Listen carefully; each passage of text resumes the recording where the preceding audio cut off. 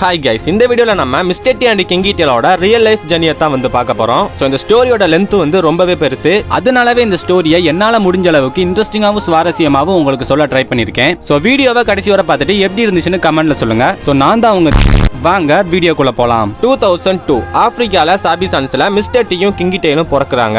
And ஏன் நான் பேரண்ட்ஸோட பேரை சொல்லனா மிஸ்டர் டியும் கிங்கி டேலும் எந்த மெயில்ஸுக்கு பிறந்தாங்கன்னு இதுவரை யாருக்குமே தெரியல. சில பேர் சொல்றாங்க ரோலர் கோஸ்டர் மெயில்ஸுக்கு தான் மிஸ்டர் டியும் கிங்கி டேலும் பிறந்திருக்கு அப்படின்னு. அண்ட் இன்னும் சில பேர் வெஸ்ட் ஸ்ட்ரீட்ஸ் மெயில்ல உள்ள புரோக்கன் நோஸுக்கு மிஸ்டர் டியும் ஸ்கார் நோஸுக்கு கிங்கி டேலும் வந்து பிறந்ததா சொல்றாங்க. சோ எது எப்படியோ மிஸ்டர் டியும் கிங்கி டேலும் ஒரே இடத்துல ஒரே டைம்ல ஒன்னா பிறந்ததுனாலவே மத்த 4 சிங்கங்கள் அதாவது மக்குலு, பிரிட்டி பாய், ரஸ்தா, ஸ்கார் இவங்க 4 பேர்த்தையும் கம்பேர் பண்ணும்போது ரொம்பவே பாசமாவும் ரொம்பவே சப்போர்ட்டிவாவும் இருந்தாங்க. அண்ட் என்னதான் இவங்க 5 பேரும் ஒரே பிரைட்ல ஒன்னா இருந்தாலும் மிஸ்டர் டி அண்ட் கிங்கி டேலோட பாண்டிங் மட்டும் ரொம்பவே அதிகமா இருந்தது. அண்ட் மேப்பகோஸ் பிரைட்ல Makulu, pretty boy, Rasta and Scar இவங்க 4 பேரோட வயசை கம்பேர் பண்ணும்போது மிஸ்டர் டியும் கிங்கி டேலும் ரொம்பவே யங்கா இருந்தாங்க. அண்ட் என்னதான் யங்கா இருந்தாலும் மிஸ்டர் டி வந்து மேப்பகோஸ் பிரைட்ல வேட்டையாடுறதுல எந்த சிங்கத்துக்குமே பயப்படாம ரொம்பவே தைரியமான சிங்கமா இருந்தது. சோ இப்போ நீங்க நினைக்கலாம் கிங்கி டேலோட மிஸ்டர் டி தான் டேஞ்சர் அப்படின்னு. ஆனா அதுதான் இல்ல.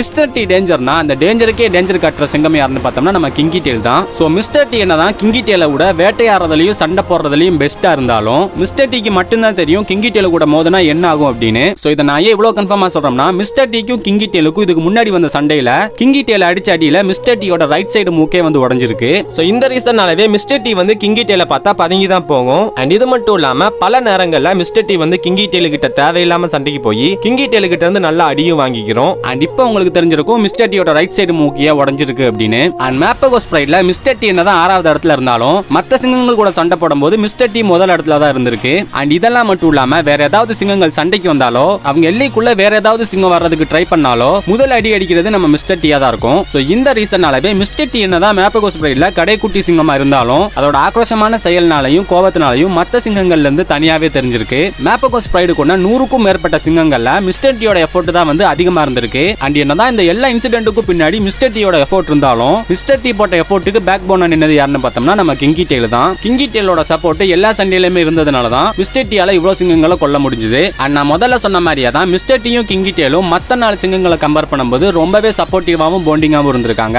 அண்ட் அந்த பாண்டிங் அவங்க வளர்ந்ததுக்கு அப்புறமுமே தொடர்ந்துச்சு. அண்ட் நம்ம கிங்கி டேல் வந்து பார்த்தோம்னா மிஸ்டர் டி மாதிரி இல்லாம ரொம்பவே புத்திசாலியாவும் ரொம்பவே தைரியசாலியான சிங்கமாவும் இருந்தது. அண்ட் என்னதான் கொடூரமான சிச்சுவேஷனா இருந்தாலுமே தனியா நின்று ஒத்தைக்கு போராடக்கூடிய தைரியம் வந்து கிங்கி டேலுக்கு இருந்தது. அண்ட் கிங்கி டேல் மத்த சிங்கங்கள் மாதிரி இல்லாம தனியாவே போய் நிறைய சண்டைகள்ல வந்து ஜெயிச்சிருக்கு. ஒரு வாட்டி சண்டைக்கு போயிருச்சுன்னா எவ்வளவுதான் பேடான சிச்சுவேஷன் வந்தாலுமே அந்த சண்டையில இருந்து பின்வாங்கக்கூடிய பழக்கம் வந்து நம்ம கிங்கி டேலுக்கு கிடையாது. அண்ட் கிங்கி டேலோட ஆக்ரோஷத்தினாலையும் தைரியமான செயல்னாலையுமே ஆப்பிரிக்காவோட தைரியமான சிங்கம்னு கிங்கி டேல் பேர் வாங்கியிருக்கு. அண்ட் கிங்கி டேல் அதோட பிரைட காப்பாத்துறதுல எவ்வளவுதான் காயப்பட்டாலும் அதை பத்தி கொஞ்சம் கூட கவலைப்படாம அதோட பிரைட ஒரு ரியல் சோல்ஜரா பல நேரங்கள்ல தனியா நின்று காப்பாத்திருக்கு. கிங்கி டேலோட இந்த தைரியமான செயல்னாலவே கிங்கி டேலுக்கு ஷாக்காங்கிற ஒரு பேரையுமே வச்சாங்க. அண்ட் இப்படியே நல்லா போய்கிட்டு இருந்தா மேப்பகோஸ் பிரைட்ல இருந்து மிஸ்டர் டிக்கும் கிங்கி டேலுக்கும் இருக்க பிடிக்காம 2008ல மேப்பகோஸ் பிரைட்ல இருந்து வெளியேறாங்க. சோ மேப்பகோஸ் பிரைட்ல இருந்து வெளியேறின மிஸ்டர் டியும் கிங்கி டேலும் க்ரூகர் நேஷனல் பார்க்ல வெஸ்ட் சைட ரூல் பண்ண ஸ்டார்ட் பண்ணாங்க.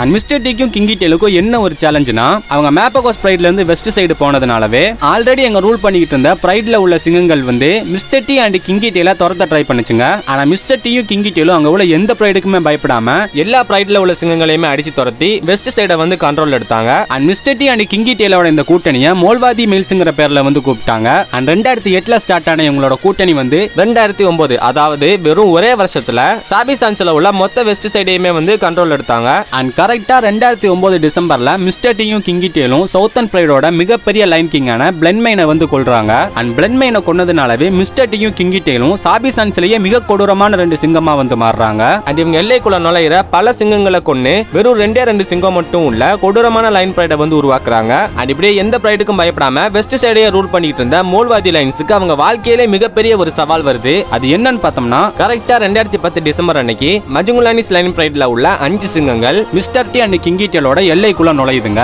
சோ இத கவனிச்ச மிஸ்டர் டியும் கிங்கி டேலும் மஜுங்குலானிஸ் லைன் பிரைட அவங்க எல்லையில இருந்து ரொம்ப தூரம் துரத்துதுங்க. சோ உயிருக்கு பயந்துகிட்டு ஓடுன மஜுங்குலானிஸ் சிங்கங்கள்ல ஒரே ஒரு சிங்கம் மட்டும் மிஸ்டர் டி கிட்டே கிங்கி டேலு கிட்டே மாட்டிக்குது. அண்ட் மிஸ்டர் டியும் கிங்கி டேலும் மாட்டின அந்த ஒரு மஜுங்குலானிஸ் சிங்கத்தை கொஞ்சம் கூட பாவம் பார்க்காம கொல்லுதுங்க. என்னதான் மஜுங்குலானிஸ்ல ஒரு சிங்கத்தை கொன்னாலும் மிஸ்டர் டிக்கும் கிங்கிடேலுக்கும் தெரியல. அந்த நாள் தான் அவங்க வாழ்க்கையவே திருப்பி போட போற ஒரு நாள் அப்படின்னு மஜுங்லானிஸ் லயன் பிரைட் அதோட பிரதர் இருந்த சோகத்தை தாங்க முடியாம அதே நைட்டு மிஸ்டர் டீயும் கிங்கிடேலையும் கொள்றதுக்கு ஒரு ப்ராப்பரான பிளான் பண்றாங்க.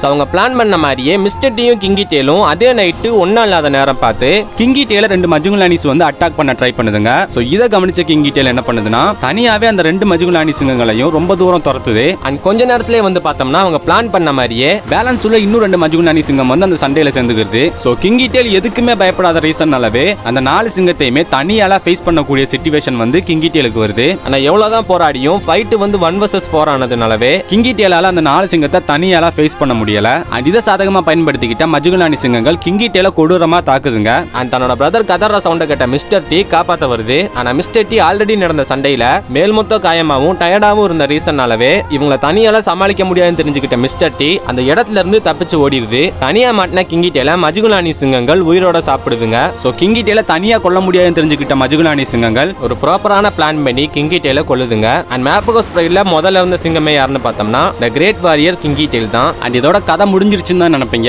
ஆனா இனிமே தான் ஆரம்பமே ஆகுது. அது ஏன்னு பாத்தீங்கன்னா கிங்கிடேல இருந்த சங்கடத்துல கோவத்திலையும் வெறியிலையும் சுத்திக்கிட்டு இருந்த மிஸ்டர் டி அது ரூல் பண்ணிக்கிட்டு இருந்த பிரைடை விட்டுட்டு தன்னோட பழைய ஓன் பிரைடான மேப்பகோஸ் பிரைட்ல போய் சேர்ந்துக்கிறது. மிஸ்டர் டி திரும்பவும் இந்த பிரைட்ல வந்து சேர்ந்ததுக்கு அப்புறம் தான் மிஸ்டர் டிக்கு சாத்தானுங்கிற பேருமே வைக்கப்படுது. அது ஏன்னு பார்த்தோம்னா தன்னோட பிரதர் அந்த கோவத்துல சைக்கோவான மிஸ்டர் டி தன்னோட ஓன் பிரைட்ல இருந்த சிங்கத்தோட குட்டிகளையே கொன்னு குவிச்சுது. அண்ட் அது மட்டும் இல்லாம தேவையில்லாம பிரைட்ல உள்ள மத்த சிங்கங்கள் அதாவது மக்குலு, பிரிட்டிபா, ரஸ்தா, ஸ்கார் இவங்க 4 பேத்துக்கிட்டே சண்டை போடுறத ரெகுலராவே வச்சிருந்திருக்கு. அண்ட் ஃபீமேல் லைன்ஸ் கூட மேட் பண்ணுங்கிற ரீசனுக்காகவே தேவையில்லாம மக்குலு கிட்ட போய் சண்டை போட்டு அடியும் வாங்கிக்கிறோம். அண்ட் மிஸ்டர் டி இந்த மாதிரி சைக்கோ ஆகிறதுக்கு ரீசன் என்னன்னு பார்த்தோம்னா தன்னோட பிரதரான கிங்கிடேல இருந்த சோகம் தான் மிஸ்டர் டியோட இந்த பிஹேவியருக்கான ரீசன். அண்ட் மிஸ்டர் டியோட இந்த பிஹேவியரை தெரிஞ்சுக்கிட்ட மத்த சிங்கங்கள் வந்து இதை கண்டுக்கிறாமலே விட்டுட்டு அண்ட் இங்க தான் மேப்பகோஸ் பிரைடோட டவுன்ஃபால் வந்து ஸ்டார்ட் ஆகுது. அது என்னன்னா 2010 ஜூலைல ரஸ்தா வந்து எங்கேயோ காணாம போயிடுது. அண்ட் கொஞ்ச நாள்லயே வந்து பார்த்தோம்னா ட்ரெட்லாக்கும் வந்து வேட்டைக்காரங்களால வேட்டையாடி கொல்லப்படுது. ஆனா ட்ரெட்லாக் மட்டும் உயிரோட இருந்திருந்தா மேப்பகோஸ் பிரைட் வந்து இன்னும் சில காலங்கள் சாபி சான்ஸை வந்து ரூல் பண்ணிக்கிட்டு இருந்திருக்கும். அண்ட் கரெக்டா 2012 ஸ்டார்டிங்ல பிரிட்டி பாய் மேல செல்லாடிஸ்ங்கிற ஒரு பிரைடு வந்து தாக்குதல் நடத்துது. அண்ட் கரெக்டா அந்த டைம் மிஸ்டர் டியும் மக்குழுவும் என்ட்ரி கொடுத்ததுனால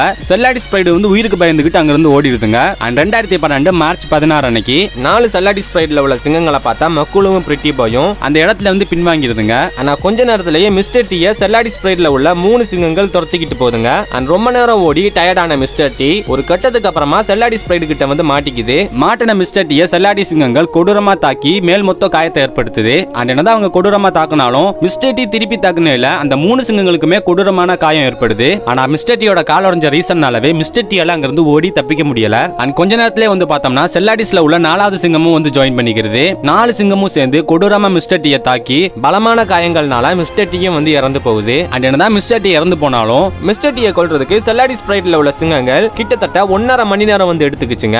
ஏன்னு பார்த்தோம்னா தன்னோட உடம்புல அவ்வளவு காயத்தை வாங்கிட்டுமே தன்னை தாக்குன 4 சிங்கத்தையுமே திருப்பி மிஸ்டர் டி தாக்குச்சு. சோ இந்த ரீசனாலவே செல்லாடிஸ் பிரைட்ல உள்ள சிங்கங்கள் வந்து மிஸ்டர் டியை கொல்ல கிட்டத்தட்ட 1.5 மணி நேரம் எடுத்துக்கிச்சுங்க. அண்ட் மிஸ்டர் டி இறந்து போனதுக்கு வேற ஒரு ரீசனுமே இருக்கு. அது என்ன ரீசன்னா மிஸ்டர் டியை மெடிக்கல் செக்அப் பண்றதுக்கு வேண்டி அந்த கேம்ப்ல உள்ளவங்க மிஸ்டர் டிக்கு மயக்க ஊசி போட்டு மெடிக்கல் செக்அப் நடத்திருக்காங்க. சோ இந்த ரீசனாலவே மிஸ்டர் டியால ரொம்ப தூரம் ஓடி செல்லாடிஸ் பிரைட் கிட்ட இருந்து தப்பிக்க முடியல. ஒருவேளை இந்த மெடிக்கல் செக்அப் எடுக்காம இருந்தாங்கன்னா மிஸ்டர் டி மேபி ஓடி தப்பிச்சிருக்கலாம். இல்லனா அந்த 4 சிங்கத்தையுமே எடுத்து சண்டை போட்டுருக்கலாம். ஏன்னா மிஸ்டர் டி அதோட பிரைடுக்குள்ள என்ட்ரி ஆயிடுச்சுன்னா அங்க காப்பாத்துறதுக்கு பிரிட்டி பாயும் மக்குழுவும் இருக்காங்க. சோ இந்த ரீசனாலவே 100% மிஸ்டர் டி வந்து உயிர் தப்பிச்சிருக்கும். மெடிக்கல் செக்அப்ங்கிற பேர்ல மிஸ்டர் டியும் வந்து இவ்வளவு பாவமா இறந்தும் போயிருக்காது. சோ இது எப்படி கன்ஃபார்ம் ஆச்சுன்னா பொதுவாவே ஒரு ஃபாரஸ்ட்ல ஏதாவது ஒரு அனிமல் இறந்து போச்சுன்னா அந்த இறந்து போன அனிமலோட டெட் பாடியை மத்த மிருகங்கள் சாப்பிடுறதுக்கு வேண்டி அப்படியே விட்டுருவாங்க. ஆனா மிஸ்டர் டியை மட்டும் ஏன்னு தெரியல குழி தோண்டி புதைச்சிட்டாங்க. அண்ட் இந்த டவுட் ரொம்பவே கன்ஃபார்ம் ஆகுறதுக்கு இன்னி ஒரு ரீசன் என்னன்னா மக்குழுவை கொண்ட செல்லாடிஸ் பிரைட்ல உள்ள 4 சிங்கங்களுமே கிட்டத்தட்ட 4 மணி நேரம் சின்ன ஒரு மயக்கத்திலே தான் இருந்திருக்குதுங்க. சோ இந்த மயக்க ஊசினால தான் மிஸ்டர் டி வந்து இறந்து போயிருக்கலாம் அப்படின்னு சொல்லி அங்க உள்ள நிறைய பேர் வந்து நம்புறாங்க.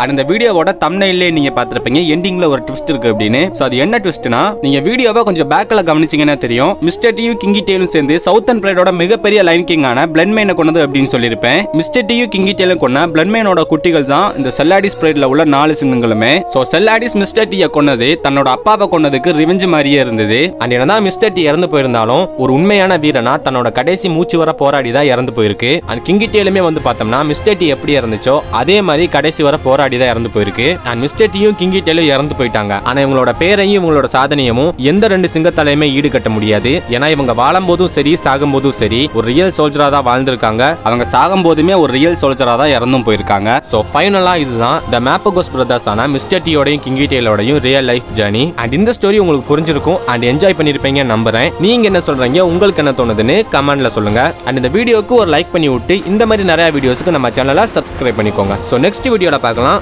அது வரைக்கும் சைனிங் ஆஃப்.